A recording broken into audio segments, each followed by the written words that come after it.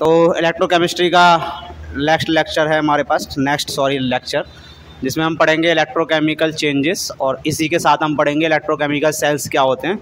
तो electrochemical cells के बारे में बेसिकली हम डिटेल में पढ़ेंगे, ठीक है। तो सबसे पहले हम जानते हैं इलेक्ट्रोकेमिकल चेंजेस क्या होते हैं।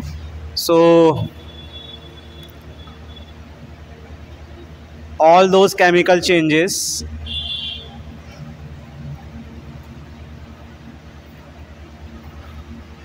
redox type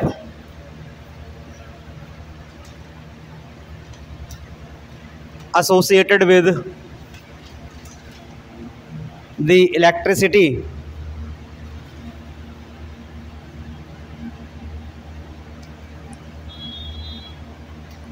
are called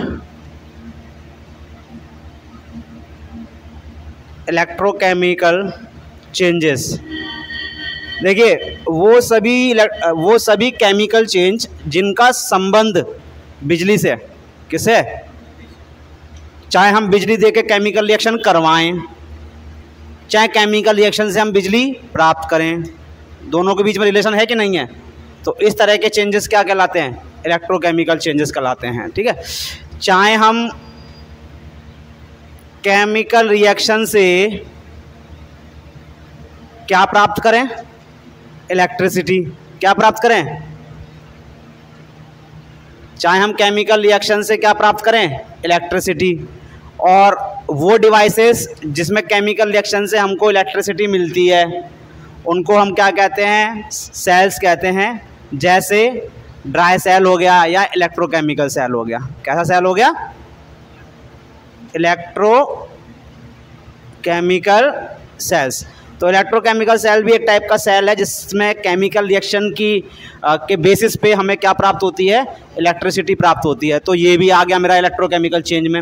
या हम इलेक्ट्रिसिटी सप्लाई करके, क्या सप्लाई करके बेटा, इलेक्ट्रिसिटी सप्लाई करके हम केमिकल रिएक्शन को कैरी आउट कराएं, जो केमिकल रिएक्शन अपने आप नहीं हो रहे थे, ठीक है। ये भी उसी में आ गए, किस में आ गए, इलेक्ट्रोकेमिकल चेंजेस में। तो कौन से डिवाइसेज हैं जिसमें हम इलेक्ट्रिसिटी सप्लाई करके केमिकल रिएक्शंस करवाते हैं, उनको कहते हैं हम इलेक्ट्रोलाइटिक सेल्स। क्या कहते हैं, याद है, एक बीकर लेते हैं, उसमें हम एक इलेक्ट्रोलाइटिक सॉल्यूशन लेते हैं, फिर 2 इलेक्ट्रोड लगाते हैं, बस बन गया हमारे पास इलेक्ट्रोलाइटिक सेल। और इलेक्ट्रोलाइटिक सेल में जो प्रोसेस होती है उसका नाम होता है इलेक्ट्रोलाइसिस। कौन सी प्रोसेस होती है, यानी इलेक्ट्रोलाइटिक सेल्स में जो प्रोसेस होती है उसका नाम होता है इलेक्ट्रोलाइसिस। तो इलेक्ट्रोकेमिकल चेंज दोनों के केस में माने जाएंगे। तो यानी वो केमिकल चेंजेस जिनका संबंध कहीं ना कहीं किससे है, इलेक्ट्रिसिटी से है, उनको हम क्या कहते हैं, इलेक्ट्रोकेमिकल चेंजेस कहते हैं। तो पहले मैं इलेक्ट्रोलाइटिक सेल के बारे में आपको बता देता हूँ, और शॉर्ट में ही बताऊँगा, ज़्यादा नहीं। उसके बाद हम देखेंगे इलेक्ट्रोकेमिकल सेल्स को डिटेल में। किसमें, डिटेल में। फटाफट इसको उतार लो। तो बात करते हैं इलेक्ट्रोलाइटिक सेल के बारे में, थोड़ा डिस्कशन कर लेते हैं हम। कौन सा सेल, इलेक्ट्रोलाइटिक सेल। तो एक ऐसा इलेक्ट्रोकेमिकल डिवाइस है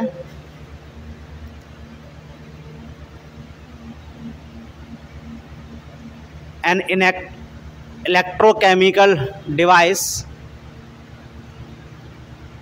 इन विच non-spontaneous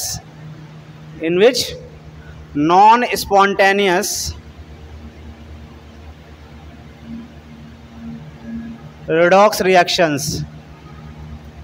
और नॉन स्पॉन्टेनियस रेडॉक्स रिएक्शन है तो जाहिर सी बात है इसकी डेल्टा जी की वैल्यू क्या होगी, पॉजिटिव होगी। जो नॉन स्पॉन्टेनियस रेडॉक्स रिएक्शन होते हैं उनकी डेल्टा जी की वैल्यू बेटा क्या होती है, पॉजिटिव होती है। तो एक ऐसा electrochemical device in which non spontaneous redox reactions are carried by supplying electricity,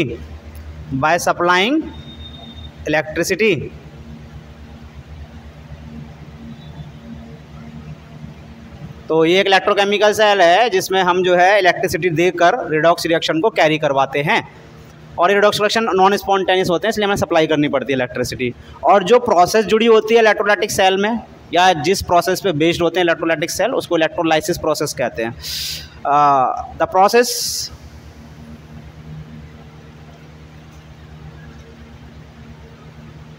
on which electrolytic cells are based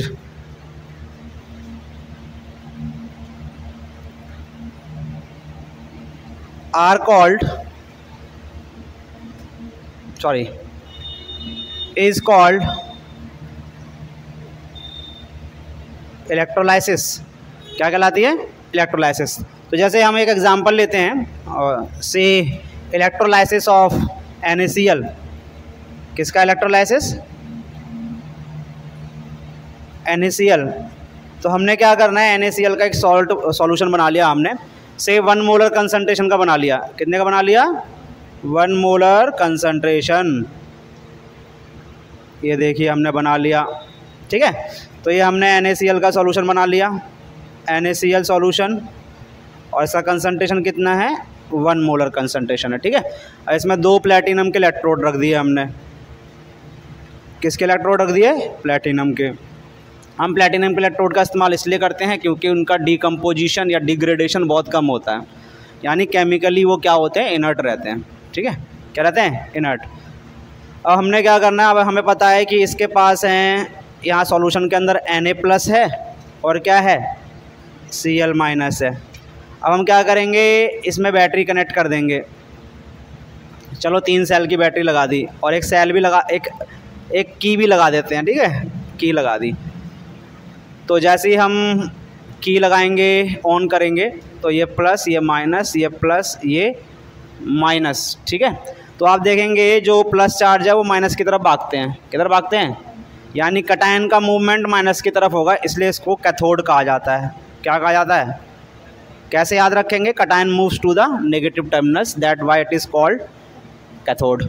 और वहीं पर जो अनायंस हैं, they will move towards the plus electrode, that is anode. याद रखिएगा इस चीज़ को कि जो इलेक्ट्रोलाइटिक सेल्स होते हैं उसमें कैथोड मेरा नेगेटिव होता है, एनोड मेरा क्या होता है? पॉजिटिव होता है। अब होगा क्या कि जो ये Na है, क्या है? Na, ये यहाँ पे जाके क्या करेगा कि एक इलेक्ट्रॉन को क्या कर लेगा? एक्सेप्ट कर लेगा। क्या कर लेगा? एक्सेप्ट। वो इलेक्ट्रॉन यहाँ से आ रहा है। अब ये इलेक्ट्रॉन यहाँ से जो आ रहा है वो एक्चुअल में आ कहाँ से रहा था? तो पहले क्लोरीन से देख लेते हैं हम। कहाँ से देख लेते हैं? क्लोरीन से। क्लोरीन यहाँ जाएगा इस इलेक्ट्रोड पे, और इस इलेक्ट्रोड पे एक इलेक्ट्रॉन जो अपना एक्स्ट्रा है उसको क्या कर देगा? रिलीज़ कर देगा। तो एनोड पे क्या रिएक्शन होगी बेटा मेरी? तो एनोड पे मेरी रिएक्शन ये होगी कि जो क्लोरीन था उसने एक इलेक्ट्रॉन क्या कर दिया? रिलीज़ कर दिया, यानी लॉस कर दिया उसका। तो हम इसको ऐसे लिख सकते हैं,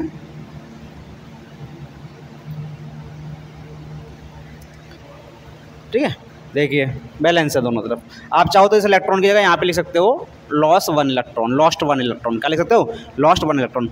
अब सिंगल क्लोरीन तो रह नहीं सकता है, ठीक है। तो यहाँ 2 लगा देते हैं, और यहाँ पे क्या लगा देते हैं बेटा? हाफ लगा देते हैं, और ये बन जाएगा आपका Cl2, क्योंकि सिंगल क्लोरीन एग्जिस्ट करता नहीं है तो वो कंबाइन हो जाएगा। अब भी ये बैलेंस है। क्या है?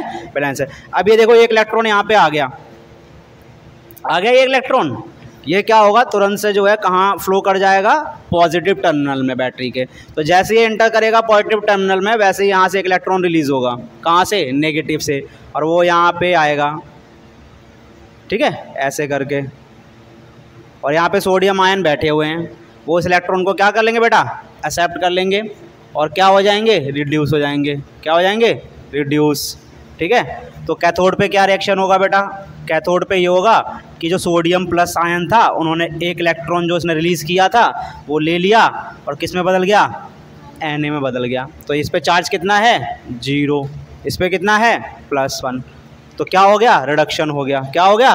रिडक्शन। और ये सोडियम यहाँ पे क्या हो जाएगा? डिपॉजिट हो जाएगा। क्या हो जाएगा? डिपॉजिट। और यहाँ से किसके बुलबुले निकलेंगे बेटा? क्लोरीन गैस के। ये मेरा इलेक्ट्रोलाइटिक सेल है। एक सिंपल सा एग्जांपल दिया है। इसके जगह आप कोई और भी सॉल्यूशन ले सकते हो, जैसे HCl सॉल्यूशन ले लो। क्या ले लो बेटा? HCl में क्या होगा? यहाँ पे क्लोरीन निकलेगी, लेकिन यहाँ पे निकलेगी हाइड्रोजन गैस। क्या निकलेगी? यानी कैथोड पे निकलेगी हाइड्रोजन गैस, और यहाँ पे निकलेगी क्लोरीन गैस। तो आप ले सकते हो तरह तरह के इलेक्ट्रोलाइट। तो ये जो मैंने आपको apparatus दिखाया हुआ है that is basically an electrolytic cell. तो इलेक्ट्रोलाइटिक सेल के एप्लीकेशंस क्या हैं, कहाँ कहाँ हम इस्तेमाल कर सकते हैं, उतार लो बेटा इस वजह से जल्दी से फटाफट। तो एप्लीकेशंस ऑफ इलेक्ट्रोलाइटिक सेल,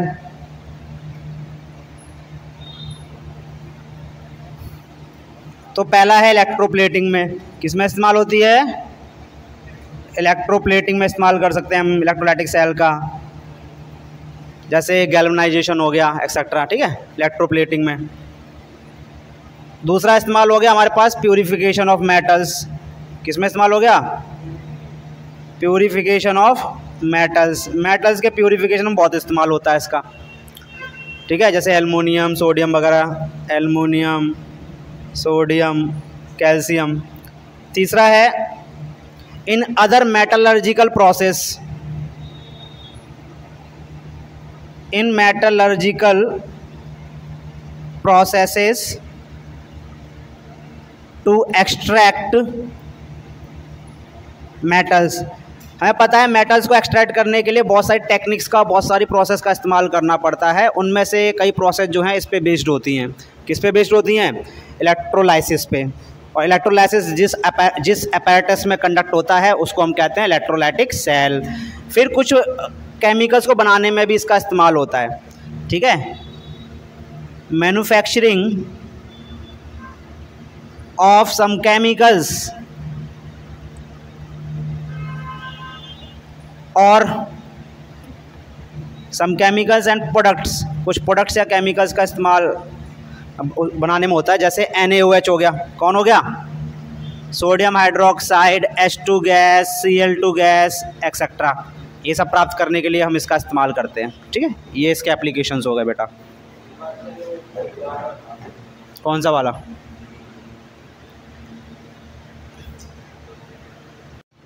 अब हम पढ़ेंगे इलेक्ट्रोकेमिकल सेल। सो इलेक्ट्रोकेमिकल सेल्स, पहली बात बता दूं, इलेक्ट्रोकेमिकल सेल्स में हमको प्राप्त होती है इलेक्ट्रिसिटी, यानी केमिकल रिएक्शंस हो रहे होते हैं उस सेल के अंदर। किस सेल के अंदर? इलेक्ट्रोकेमिकल सेल के अंदर। और हमको डीसी करंट प्राप्त होता है। क्या प्राप्त होता है? DC current. इलेक्ट्रोकेमिकल सेल्स का दूसरा नाम गैल्वेनिक सेल या वोल्टेक सेल भी है। तो पहले तो हम इसकी डेफिनेशन बेसिकली जान लेते हैं।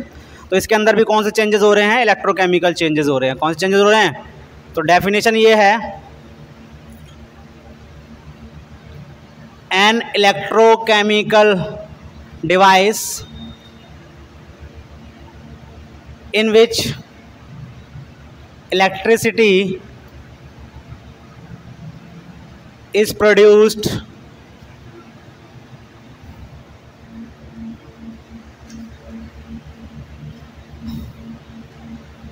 by spontaneous chemical reactions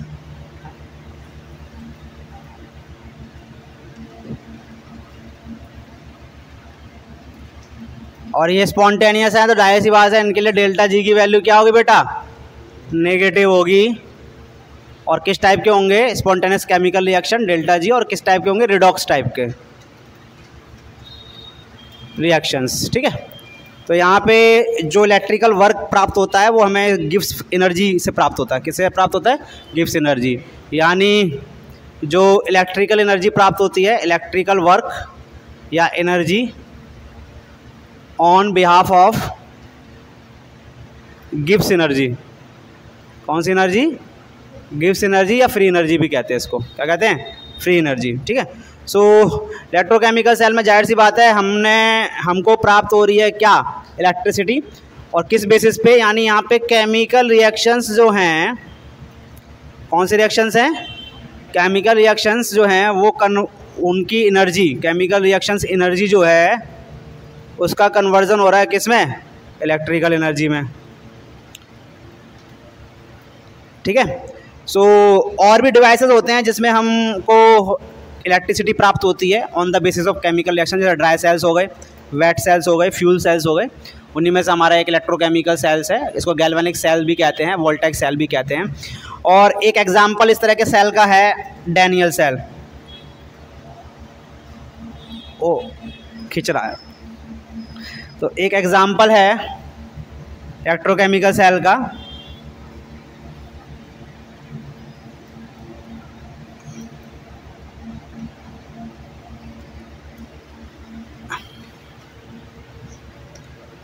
Daniel cell,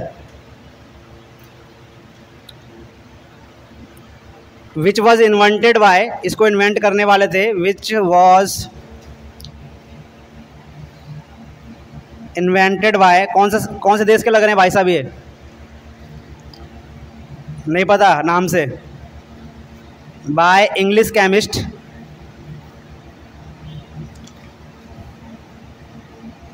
John Daniel in 1838 year, ठीक है, ईयर 1838 में इन्होंने जो है एक इलेक्ट्रोकेमिकल सेल बनाया था, इसको नाम दे दिया गया डैनियल सेल। और इसमें क्या है कि इन्होंने दो सॉल्यूशन लिए थे, एक था जिंक सल्फेट, क्या लिया था, एक बीकर के अंदर जिंक सल्फेट लिया था, ये जिंक सल्फेट है मेरे पास, और एक बीकर के अंदर इन्होंने लिया था कॉपर सल्फेट, ये कॉपर सल्फेट है मेरे पास, इसका भी 1 मोलर कंसंट्रेशन, इसका भी 1 मोलर कंसंट्रेशन, इसके अंदर जिंक की रॉड डाल दी, किसकी रॉड, और इसके अंदर कॉपर की रॉड डाल दी, और इसे कनेक्ट कर दिया एक गैल्वेनोमीटर से या मीटर से कनेक्ट कर दो, ठीक है। तो क्या होगा, ये हाई पोटेंशियल पे रहता है, ये किस पे रहता है, लो पोटेंशियल पे रहता है, और आपका इलेक्ट्रिसिटी कहाँ से कहाँ कंडक्ट हो जाएगी, ऐसे। अभी सर्किट पूरा नहीं है, दिखाई दे रहा है, सर्किट पूरा नहीं है, तो ये करंट जो फ्लो हो रहा है ये कुछ सेकंड में ही बंद हो जाएगा, क्या हो जाएगा, क्योंकि सर्किट पूरा नहीं है। तो सर्किट पूरा करने के लिए हमें एक सॉल्ट ब्रिज लगाना पड़ेगा, यहाँ पे क्या लगाना पड़ेगा, सॉल्ट ब्रिज। इस सॉल्ट ब्रिज के बारे में भी मैं आपको बताऊँगा, चिंता ना करें, अभी मैं सिर्फ रफ डायग्राम बना रहा हूँ ये, ठीक है। ये सॉल्ट ब्रिज है, ये गैल्वेनोमीटर है मेरे पास जो करंट डिटेक्ट करेगा, और ये मेरे पास सॉल्ट ब्रिज है, ठीक है, सॉल्ट ब्रिज है। अब ये आपका एक बहुत ही सिंपलेस्ट टाइप का जो है इलेक्ट्रोकेमिकल सेल है, जिसका नाम है डैनियल सेल। तो ये right beaker, left beaker, right beaker में कॉपर सल्फेट सॉल्यूशन लिया है, कंसंट्रेशन कितना है, 1 मोलर। इधर जो है लेफ्ट बीकर में जिंक सल्फेट सॉल्यूशन लिया है, कंसंट्रेशन कितना है, 1 मोलर कंसंट्रेशन है, ठीक है। ये जिंक सल्फेट में जिंक की इलेक्ट्रोड डाली हुई है, कॉपर सल्फेट में कॉपर की इलेक्ट्रोड डाली हुई है, और इसकी ये प्लस टर्मिनल है, वो माइनस अपने आप हो जाता है क्योंकि हाई पोटेंशियल पे चला जाता है। ये मैं बताऊंगा कब ये हाई पोटेंशियल पे जाता है, और करंट फ्लो होगा आपका कहाँ से, हाई पोटेंशियल से लो पोटेंशियल पे। अच्छा, एक बात मैं बता दूं कि पिछले वाले जो इलेक्ट्रोलाइटिक सेल हैं उसमें जो कैथोड था वो कैसा था, नेगेटिव था। कैथोड कैसा था, यहाँ पे नाम बदल जाते हैं, पहले बता दूँ, क्योंकि प्रोसेस भी बदल गई है। पहले क्या था, इलेक्ट्रिसिटी से केमिकल रिएक्शन हो रहे थे, यहाँ पे केमिकल रिएक्शन से इलेक्ट्रिसिटी प्राप्त हो रही है, तो नाम भी चेंज हो जाते हैं। तो पहले जो माइनस था वो कैथोड था, लेकिन अब माइनस जो है वो क्या रहेगा, एनोड रहेगा। क्या, हाँ वो वही रहेगा, एनोड रहेगा ये, और ये रहेगा क्या, कैथोड। तो बेटा कभी कंफ्यूजन ना करना, कई बच्चों को समझ में नहीं आता, अरे पिछले वाले सेल में इसको प्लस माना था, अरे इस वाले सेल में इसको माइनस मान लिया। बेटा दोनों सेल अलग अलग हैं। इस सेल में हमको जो है इलेक्ट्रिसिटी प्राप्त हो रही है, तो प्लस वाला कैथोड कहलाएगा, और जबकि पहले वाले में इलेक्ट्रिसिटी दे रहे थे हम, तो उसमें प्लस वाला क्या था, एनोड था। उतार लो इसको, सिंपलेस्ट टाइप का डैनियल सेल है। फिर इसी सेल को भी हम डिटेल में पढ़ते हैं, ठीक है, पहले उतार लो सिंपल। तो construction and working of an electrochemical cell, बहुत ही सिंपल कंस्ट्रक्शन है इसका। इसमें क्या होते हैं, हमारे पास 2 बीकर होते हैं, देख लीजिए यहाँ पे ध्यान से, ग्लास बीकर हैं, ये 2 ग्लास बीकर हैं।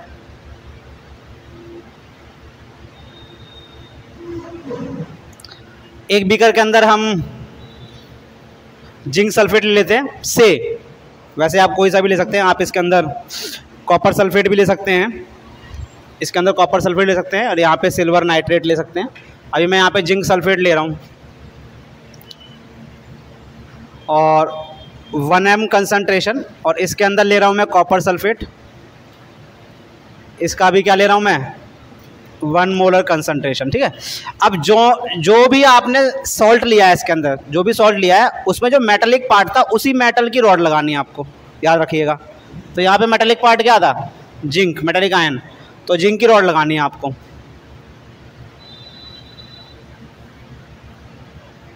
इसको कहते हैं हम इलेक्ट्रोड, जिंक इलेक्ट्रोड है। और यहाँ पे क्या था, मेटेलिक आयन, कॉपर, तो कॉपर की रॉड लगानी है। अगर यहाँ पे जो भी दूसरा सॉल्ट होता तो उसमें जो मेटेलिक पार्ट था वही रॉड लगानी है आपको, याद रखिएगा, ठीक है। ओके, अब इसको जो है हम कनेक्ट कर देते हैं एक की से और एक एमीटर या गैल्वेनोमीटर से। तो ये दो जो बीकर दिखाई दे रहे हैं आपको, इनको हाफ सेल कहते हैं। क्या कहते हैं? Half cell. So this is one half cell and this is another half cell, और दोनों मिलके क्या हो गए? Complete electrochemical cell. दोनों मिलके क्या हो गए? Complete electrochemical cell. अभी भी अधूरा है, अभी इसमें क्या है? सॉल्ट ब्रिज लगेगा। क्या लगेगा? Salt bridge. सॉल्ट ब्रिज क्या होता है इसके बारे में मैं आपको बताऊंगा, इसमें क्या भरा होता है इसके बारे में बताऊंगा, और इसमें इसके क्या फंक्शन होते हैं ये भी बताऊंगा मैं आपको, ठीक है। ये एक सॉल्ट ब्रिज है, ये सॉल्ट ब्रिज है, ये salt bridge. Dot dot dot dot dot dot dot dot dot dot इसमें भर देना, डॉट डॉट डॉट करके। सॉल्ट ब्रिज है, ग्लास का होता है, ट्यूब, बता दूंगा क्या होता है, ठीक है। और यहाँ पे हमने ये गैल्वेनोमीटर ले लिया, तो जैसे ही हम ये की ऑन करेंगे, current will flow from right half cell से किधर फ्लो करेगा? लेफ्ट की तरफ, यानी इधर से इधर जाएगा। This is current, main current, ठीक है। तो जो कांटा होगा वो ऐसे डिफ्लेक्ट हो जाएगा। क्लियर है? इसको हमने क्या कहा था? ये कैथोड होता है, that is cathode, positive terminal, and this will be minus anode. Okay, अब जानते हैं इस हाफ सेल का कुछ नाम भी होता है। तो बेटा यहाँ पे क्या होता है, जो प्रोसेस हो रही होती है उसे कहते हैं ऑक्सीडेशन। क्या कहते हैं? यानी जो मेरा लेफ्ट वाला वेसल है, लेफ्ट वाला बीकर है, उसके अंदर जो प्रोसेस है वो ऑक्सीडेशन हो रही होती है, इसलिए इसको ऑक्सीडेशन हाफ सेल कहते हैं। क्या कहते हैं? और इस राइट वाले बीकर में जो है जो प्रोसेस हो रही होती है उसे रिडक्शन कहते हैं, ठीक है। तो इसलिए इस सेल का नाम हो गया हाफ सेल का रिडक्शन हाफ सेल। क्या हो गया? दोनों को मिला देंगे तो पूरा केमिकल सेल बन गया, यानी रिडॉक्स सेल, ठीक है। So oxidation half cell, reduction half cell. क्या cell? Oxidation half cell and reduction half cell. इतना क्लियर हो गया आपका? अब बात करते हैं वर्किंग क्या है।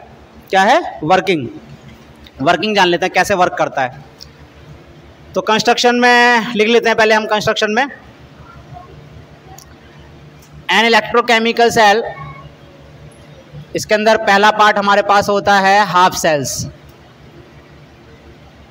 हाफ सेल्स होते हैं। A glass beaker with an electrolytic solution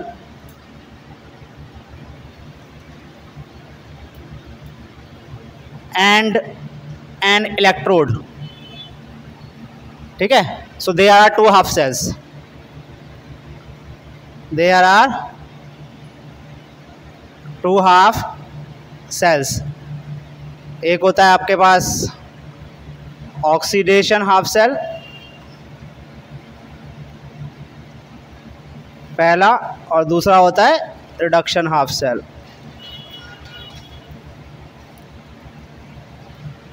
so oxidation half cell हो गया, रिडक्शन हाफ सेल हो गया, ठीक है। इसके अलावा हमारे पास इसमें होता है गैल्वेनोमीटर या ammeter.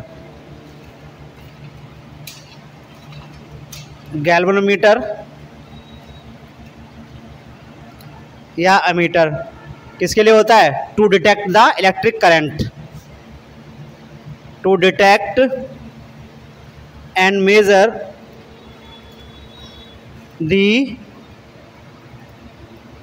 Electric current in external circuit. जो एक्सटर्नल सर्किट है उसके अंदर इलेक्ट्रिक करंट को डिटेक्ट करना है हमको, तो उसके लिए हमने गैल्वेनोमीटर का इस्तेमाल किया है, ठीक है। और दो इलेक्ट्रोड है हमारे पास जो कि मेटल के हैं, तो उसी में रहता है। तीसरा है हमारे पास सॉल्ट ब्रिज।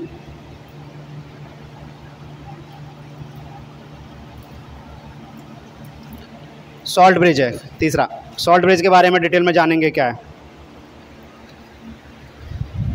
Salt bridge. तो ये कंस्ट्रक्शन है मेन इसका, ठीक है।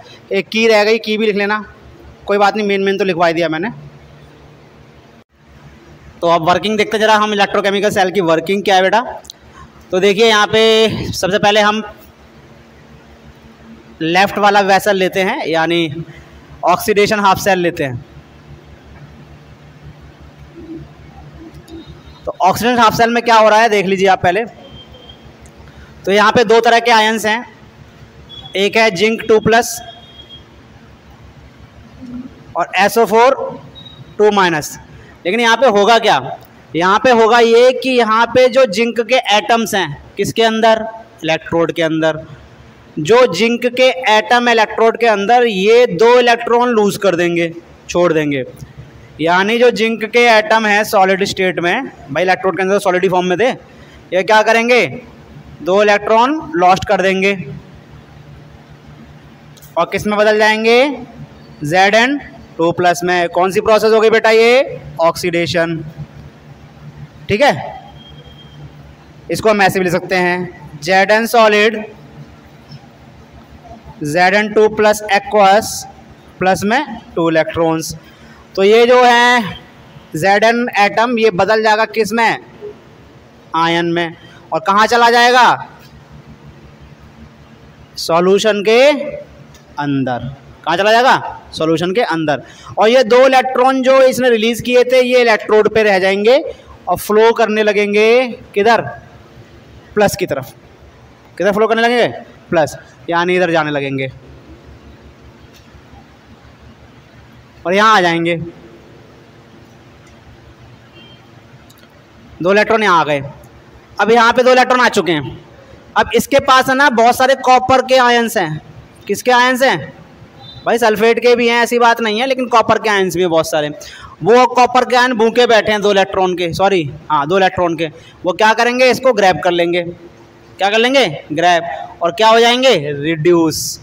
तो ये प्रोसेस किस में होगी, रिडक्शन हाफ सेल में। तो रिडक्शन हाफ सेल में क्या होगा बेटा, देख लेते हैं रिडक्शन हाफ सेल में क्या होगा।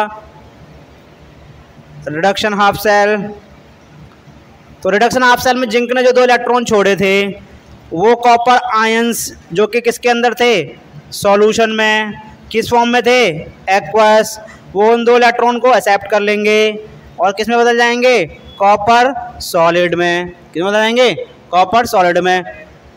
आपको देखोगे चार्ज घट रहा है आपका, तो ये प्रोसेस क्या कहलाएगी आपकी, रिडक्शन। क्या कहलाएगी, रिडक्शन।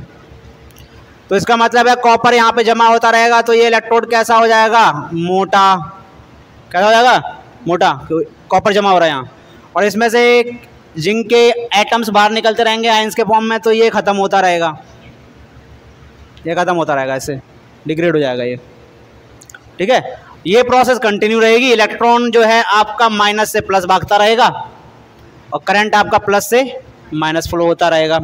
ठीक है, सॉल्ट ब्रिज क्या काम करता है अभी समझते हैं। तो इस तरह से हमको क्या प्राप्त होता है, इलेक्ट्रिसिटी प्राप्त होती है। अब इस सेल को मैं दिखा कैसे सकता हूँ, क्या रिप्रेजेंटेशन है इसका, सेल का रिप्रेजेंट करना, कैसे रिप्रेजेंट करते हैं हम सेल को, वो देख लेते हैं और फिर सबसे लास्ट में चलते चलते हम सॉल्ट ब्रिज के बारे में पढ़ेंगे आज। फटाफट उतार लो इतना। तो अगला टॉपिक है हमारे पास symbolical representation of electrochemical cells. Electrochemical cells को किस तरह से हम सिंबॉलिकली रिप्रेजेंट करते हैं। तो करना कुछ नहीं है, बहुत छोटा सा होता है रिप्रेजेंटेशन इसका। हमको ऐसे करना, देखिए देखिए यहाँ दिया गया है, एक लाइन, फिर बीच में 2 लाइन, फिर एक सिंगल लाइन।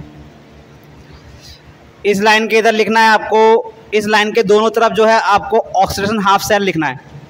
तो ऑक्सीडेशन हाफ सेल में, ऑक्सीडेशन हाफ सेल में आपका क्या हो रहा था, जिंक सॉलिड किस में कन्वर्ट हो रहा था, जिंक 2+ आयन में। ठीक है, जिंक सॉलिड किस में कन्वर्ट हो रहा था, जिंक 2+ आयन में। ये दिखाता है इलेक्ट्रोड, क्या दिखाता है, इलेक्ट्रोड का सिंबल है, या हम कह सकते हैं चेंजिंग का है, चेंज हो रहा है। तो जिंक सॉलिड जो है वो जिंक आयन में चेंज हो रहा है। और ये कैसे हैं, एक्वस है, और कंसंट्रेशन कितना लिया है, 1 m, वो भी दिखाना है यहाँ पे। क्लियर है, आगे बढ़ते हैं। आप चाहो तो एक्वस हटा भी सकते हो, लेकिन कोई दिक्कत नहीं, दिखाना पड़ेगा। ये जो आपको 2 लाइनें दिखाई दे रही हैं vertical, these are the representation of salt bridge. किसका, ये सॉल्ट ब्रिज का। अब इस सॉल्ट ब्रिज के इधर आते हैं हम, इस वाली लाइन पे। तो इधर हमें रिडक्शन दिखाना है। क्या दिखाना है, यानी रिडक्शन हाफ सेल के अंदर जो रिएक्शन हो रहा है वो दिखाना है हमको। तो रिडक्शन हाफ सेल में क्या हो रहा था, कॉपर आयंस किस में बदल लेते, कॉपर के अंदर। तो यहाँ पे आप लिखेंगे कॉपर 2+ आयन एक्वस फॉर्म में। कंसंट्रेशन क्या है 1 मोलर कंसंट्रेशन, और किस में बदल रहे हैं कॉपर सॉलिड में। ये लाइन टेढ़ी हो गई, इसको सीधी कर लेना बेटा ऐसे, अभी भी टेढ़ी हो गई, अरे भैया सीधी हो जाओ, कॉपर, ठीक है हो गया रिप्रेजेंटेशन। देखिए हमारे पास तो उस वाले की तरफ हमें दिखाना है लेफ्ट सेल जिसमें ऑक्सीडेशन हो रहा है, इस तरफ हमें दिखाना है राइट सेल जिसमें हमारा क्या हो रहा है रिडक्शन हो रहा है, और बीच में हमारे पास सॉल्ट ब्रिज है। अच्छा एक बात बता दूं, यहाँ पे कंसंट्रेशन 1m है।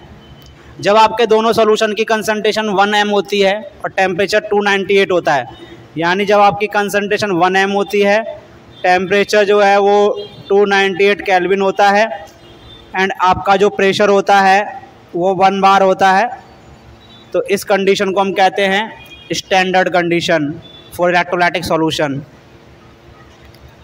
Standard condition for electrolytic solution.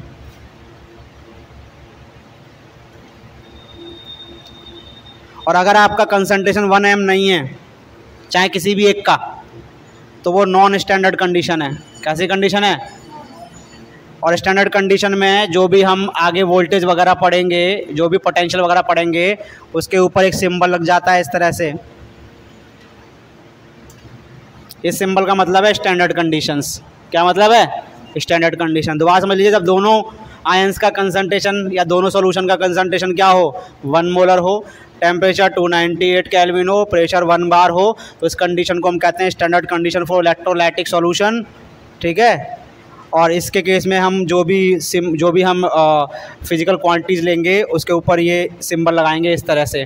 ठीक है। और अगर दोनों में से किसी भी सॉल्यूशन का जो मोलैरिटी है या कंसंट्रेशन 1m नहीं है तो ये सिंबल नहीं लगेगा आपका, याद रखिएगा। ठीक है। तो सिंबॉलिकल रिप्रेजेंटेशन मैंने आपको दिखा दिया। तो और भी देख लेते हैं। ये मेरा पहला सेल है। ठीक है। कौन सा सेल था ये? Zinc copper sulphate, zinc copper sulphate cell है ये। ठीक है। क्या है? Zinc copper sulphate. इधर से एक और दिखा रहा हूं मैं, कॉपर सिल्वर नाइट्रेट सेल। कौन सा cell? Copper silver nitrate cell, electrochemical cell. तो इसे कैसे दिखाएंगे हम? कॉपर सॉलिड एक line, copper aqueous double line, silver plus aqueous single line, silver solid. देखिए तो कॉपर सिल्वर नाइट्रेट सेल, तो इसमें देखेंगे कॉपर का जो सॉल्यूशन है इलेक्ट्रोलाइटिक सॉल्यूशन वो किधर रहेगा? लेफ्ट में, और सिल्वर का सॉल्यूशन किधर रहेगा? राइट में। तो ये भी है। किसका ऑक्सीडेशन हो रहा है? किसका ऑक्सीडेशन हो रहा है? किसका ऑक्सीडेशन हो रहा है? कॉपर का हो रहा है बेटा, लेफ्ट वाले का ऑक्सीडेशन हो रहा है। और किसका रिडक्शन हो रहा है? राइट वाले का। एक और ले लेते हैं, निकेल सिल्वर नाइट्रेट सेल, निकल सिल्वर नाइट्रेट। तो यहाँ पे क्या करना है? कॉपर की जगह आपको निकेल लिखना है। क्या लिखना है? निकेल। उतार लीजिए फटाफट, इसको ही बना लीजिए, आप खुद बनाइए जल्दी फटाफट इसको। और एक और ले लेते हैं, चौथा जिंक HCl सेल। ये इलेक्ट्रोकेमिकल सेल है, जिंक HCl। तो इसमें क्या होता है कि जिंक जो होता है उसका ऑक्सीडेशन हो रहा होता है, और हाइड्रोजन जो है उसका रिडक्शन हो रहा होता है खुद का। क्लोरीन आयंस के फॉर्म में रह जाता है, उसका कुछ नहीं होता। क्लोरीन तो आयन के फॉर्म में रह जाता है, और वो क्लोरीन आयन के फॉर्म में जाके किससे चिपक जाता है फिर? जिंक से। तो यहाँ पे जिंक का हो रहा होता है ऑक्सीडेशन, तो हम लिखेंगे जिंक सॉलिड से जिंक 2+ एक्वस सॉल्ट ब्रिज, और H जो है वो H+ से कन्वर्ट हो रहा होता है किसमें? H2 गैस में, प्लेटिनम इलेक्ट्रोड पे। यहाँ पे प्लेटिनम इलेक्ट्रोड लेते हैं, तो आप सिंपली ये लिख लीजिए, ख़त्म कीजिए, H2 गैस। ठीक है।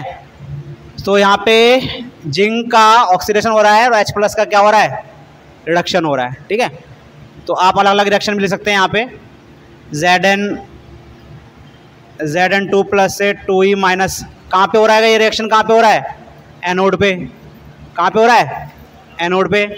और उसी समय H+ जो है वो एक इलेक्ट्रॉन लेके H बन जाता है, तो कभी H तो स्टैंड करेगा नहीं, कभी H तो स्टैंड करेगा नहीं सिंगल। तो यहाँ पे मैं 2 और 2, तो जो 2 इलेक्ट्रॉन छोड़े थे वो 2 H+ ने ले लिए और किस में बदल गए? हाइड्रोजन गैस में बदल गए। ये हाइड्रोजन गैस आपकी रिलीज होगी। कहाँ पे रिलीज होगी? कैथोड पे। कहाँ पे रिलीज होगी? कैथोड पे। ये भी एक सेल है हमारे पास। तो इससे ये साबित होता है कि जिंक के बर्तनों में हम HCl को स्टोर नहीं कर सकते। क्यों? क्योंकि वो सेल बन जाएगा। क्या बन जाएगा? जिंक के बर्तन में हम HCl को स्टोर नहीं कर सकते, या जिंक के बर्तन में हम कोई दही वगैरह भी स्टोर नहीं कर सकते।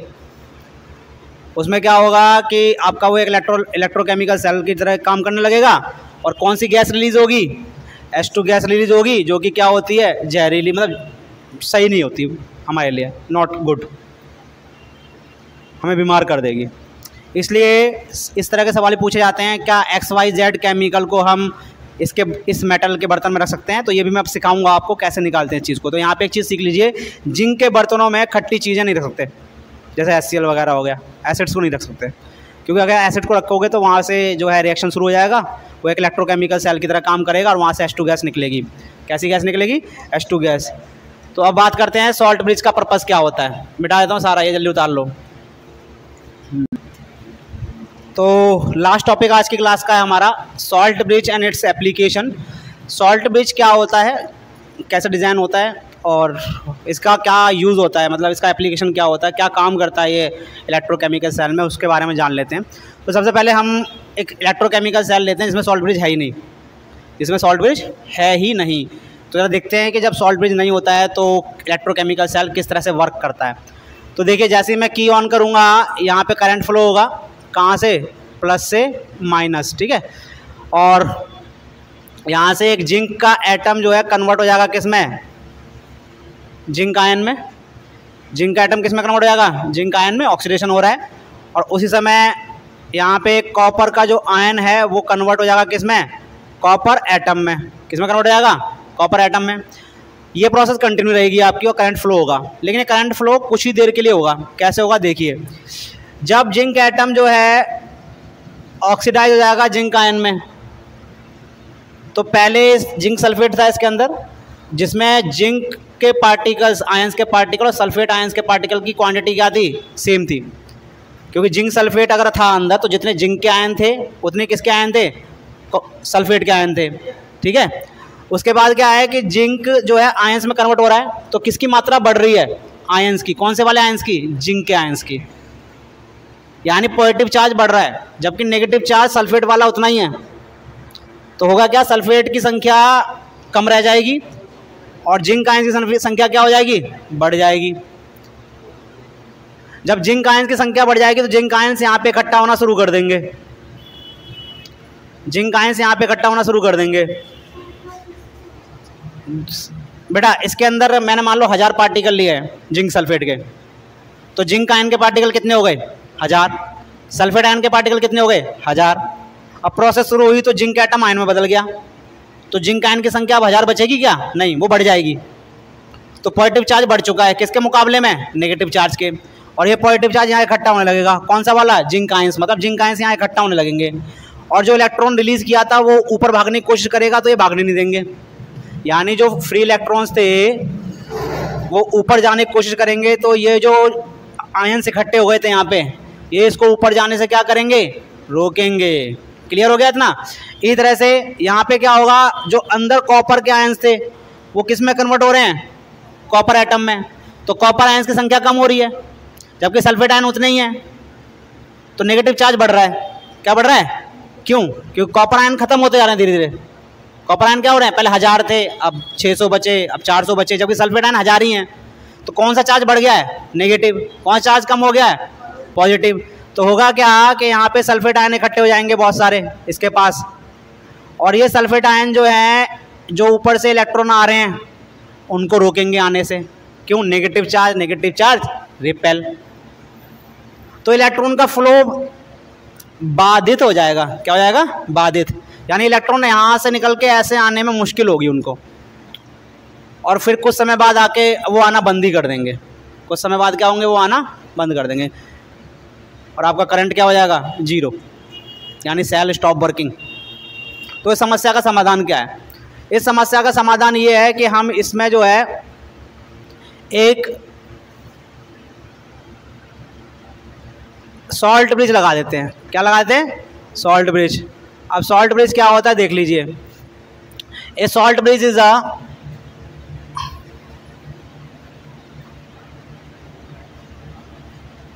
a salt bridge is a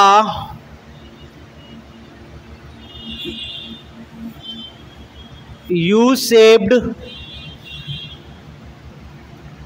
glass tube having a saturated solution of electrolyte like KCl, KNO3, NH4NO3,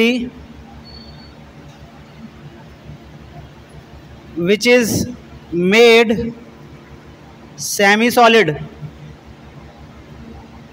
by making a paste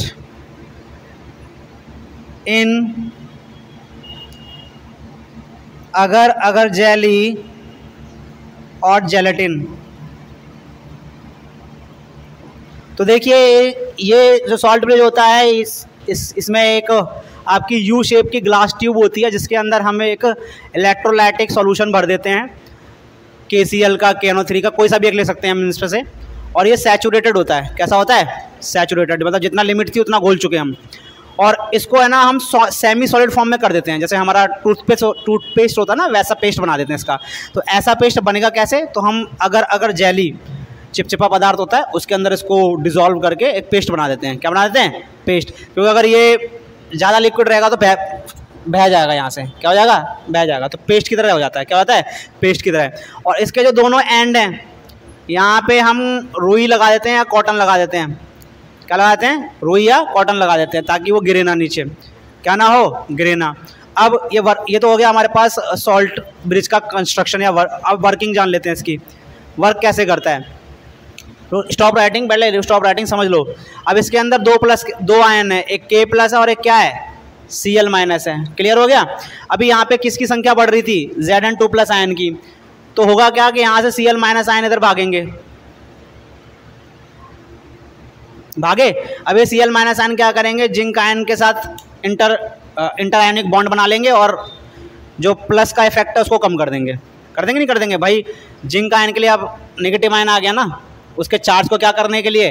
neutralise करने के लिए। तो जिंक आयन जो है क्लोरीन के साथ लिंकअप हो जाएंगे, तो ये न्यूट्रलिटी यहाँ पे मेंटेन हो जाएगी। मतलब प्लस का इफेक्ट बढ़ नहीं पाएगा। किसका इफेक्ट नहीं बढ़ पाएगा? प्लस का। साथ के साथ जो K है वो यहाँ भाग आएगा, K+। यहाँ पे कौन से चार्ज बढ़ रहे थे? सल्फेट वाले, नेगेटिव। तो नेगेटिव चार्ज वाले चार्ज को अपने पास बुला लेगा या वो खुद चला जाएगा इलेक्ट्रोड के पास। और सल्फेट वाले आयन को क्या कर लेगा? मेंटेन करेगा। क्या करेगा? मेंटेन। उसके साथ इंटर आयनिक बॉन्ड बना लेगा। इस तरह से इसमें नेगेटिव इफेक्ट नहीं बढ़ पाएगा और इसमें पॉजिटिव इफेक्ट नहीं बढ़ पाएगा और आपका करंट क्या करता रहेगा? फ्लो होता रहेगा। दूसरा एक काम और भी कर रहा है, ये सर्किट कंप्लीट कर रहा है। भाई किसी भी करंट फ्लो होने के लिए सर्किट कंप्लीट होना जरूरी है ना। तो देखिए सर्किट कंप्लीट हो रहा है कि नहीं हो रहा? करके देखिए, हो रहा है कि नहीं हो रहा? सर्किट भी कंप्लीट हो रहा है। तो दो मेन काम किए इसने। क्या काम किए? एक तो जो इलेक्ट्रिकल न्यूट्रलिटी है किसकी? वेसल्स की, सॉल्यूशन की, उसको मेंटेन रखा है इसने। और दूसरा सर्किट को क्या किया है? कंप्लीट किया है। क्या किया है? कंप्लीट। ठीक है। तो दो मेन एप्लीकेशंस हैं इसके सॉल्ट ब्रिज के। पहला है कि सॉल्ट ब्रिज लगाने से इलेक्ट्रिकल न्यूट्रलिटी मेंटेन रहती है, दोनों की क्या रहती है? मेंटेन, जिसकी वजह से करंट फ्लो होता रहता है।